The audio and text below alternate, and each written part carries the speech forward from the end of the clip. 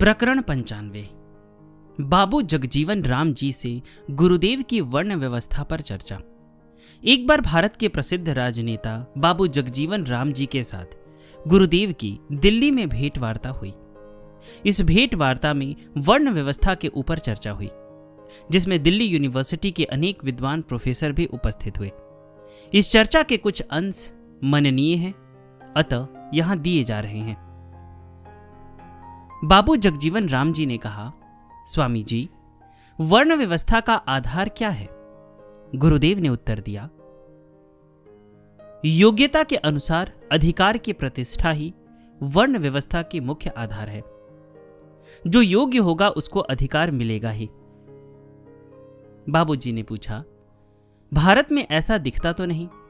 गुरुदेव ने उत्तर दिया, नहीं, हम तो प्रत्यक्ष देखते हैं कि जो अयोग्य ब्राह्मण है उसको यहां चपरासी का काम भी नहीं मिलता, और नीची जाति में जन्मा हुआ योग्य व्यक्ति भी उच्च पद पर आसीन है।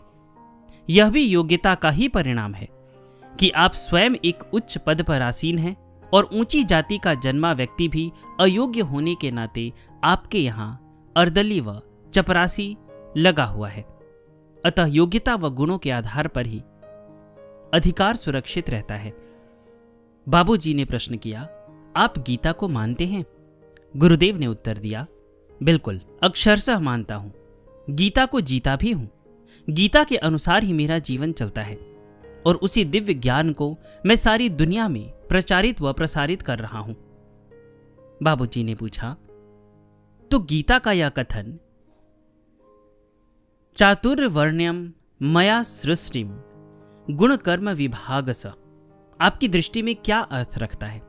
गुरुदेव ने उत्तर दिया, गीता में भगवान ने जो गुण कर्म विभागस कहा है वह वर्ण के लिए कहा है, जाति के लिए नहीं। जातिवाद तो एक दार्शनिक सिद्धांत है। समान प्रसवात्मिका जातयः, एक ही प्रजाति में जन्म लेने वालों की एक ही जाति मानी जाती है।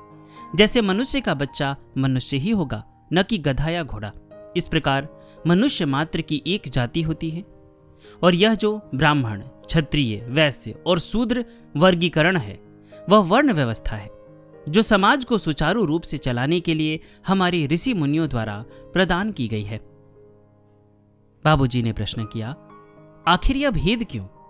गुरुदेव ने उत्तर दिया, समाज का वर्गीकरण दुनिया में हर जगह पाया जाता है।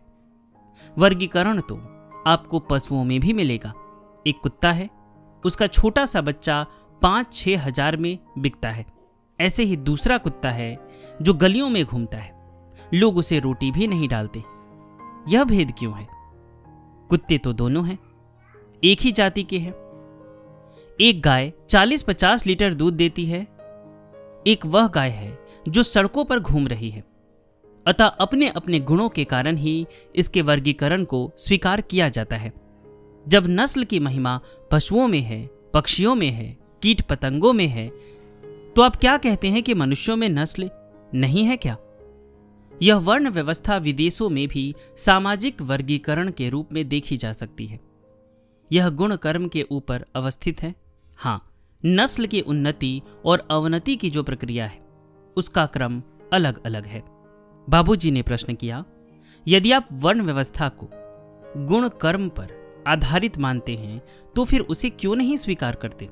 गुरुदेव ने उत्तर दिया, उसे स्वीकार तो करता हूं, इसका सम्मान भी करता हूं। उसको स्वीकार न करता होता तो आप मेरे बगल में कुर्सी पर बैठे होते क्या?